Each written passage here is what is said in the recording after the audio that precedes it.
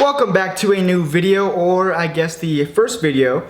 Today I want to talk about living a purpose and what that means. So before I start, if you guys don't know, or well I guess you don't because this is my first video, but by the description of my channel and by the cover photo thing, what I'm about basically is spiritual growth, personal fulfillment or personal growth, pretty much self-improvement, and I also like to talk about finances, developing financial literacy and becoming financially independent, especially from a young age. So first of all, I just want to thank you guys for clicking on this video and for taking the time out of your day to actually watch me and listen to what I have to say. So if you could, please drop a like and subscribe. That way you guys can get all this wonderful content that I'm going to be producing here within the next couple of months. Anyways, without further ado, like I said earlier, I want to talk about living your purpose and what that means, or living up to your full potential. So when I think about those words, living up to your full potential, I think about no bullshit, no excuses, not allowing these things into your life.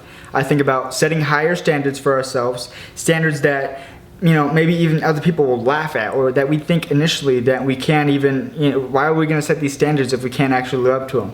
But it's actually going to motivate us if we set higher standards for ourselves rather than, initially starting out small. You got to think big. The magic of thinking big. It's a powerful tool in our life and we have to begin to use it. Other things that I think about when I hear those words, living up to your full potential, is, like I said, no bullshit, no excuses, and following through on your word. That's something big. Holding yourself accountable.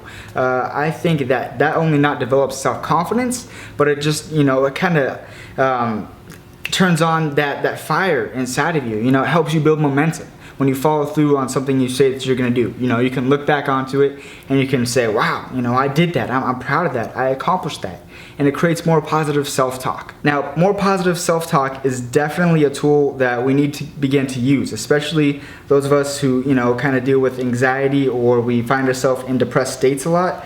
These are the most essential times to use positive self-talk, because we have to become more aware and more conscious of what thoughts we're thinking, which then control how we're feeling internally, which then will dictate the actions that we're going to act out onto the physical world. So the way I think about it right now, I'm actually living up to my full potential. Well, at least partially, right? Because I am creating these videos, at least the first video of many to come. And this is something that I've been wanting to do for a very long time. This is something that I know is part of my soul purpose, my higher calling. And I'm fulfilling that right now, in this moment. And it makes me feel good about myself. That's how I know, that's an indication how you know that you're moving up towards fulfilling, your highest your goals, your aspirations, becoming the best version of yourself. When you feel good about the things that you do, it, like I said, it just builds self-confidence within you, and it helps to guide you along that journey. So I want to focus on setting higher standards for yourself. That's something I said in the beginning of the video, and I kind of rambled on a little bit, but I'm bringing it back. So setting higher standards for ourselves. I think an easy way to accomplish this is to, set it into different categories. I always like to refer to the mind, the body, and the soul. So I do something every day that's going to promote spiritual health. I do something that's going to promote mental health, and I do something that's going to promote my physical health.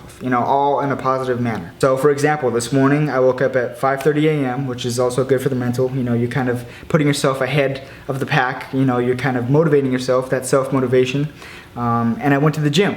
I focused on my physical health, something that was kind of really hard. A lot of times I don't want to go to the gym, but I find myself feeling a lot better going after I did it, And so I woke up at 5:30 and I went to the gym, fulfilled my workout, meditated after, that covers the spiritual, and then I read a book for an hour after that. And so that fulfills my mind, my body, and my soul right there, the standards I have set for myself.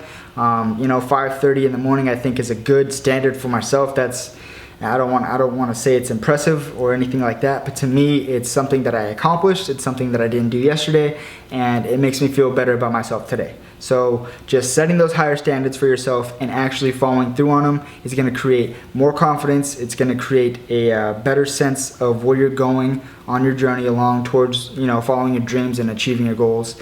And it's just a good way to kind of measure where you're at. Another thing that kind of ties in with higher standards is no excuses, no bullshit. Not accepting anything less than you're capable of, right? Because I knew that I was able to get up at 5:30 in the morning today, and I knew that I was capable of going to the gym because I've done it once before. Even if I haven't, initially you have to start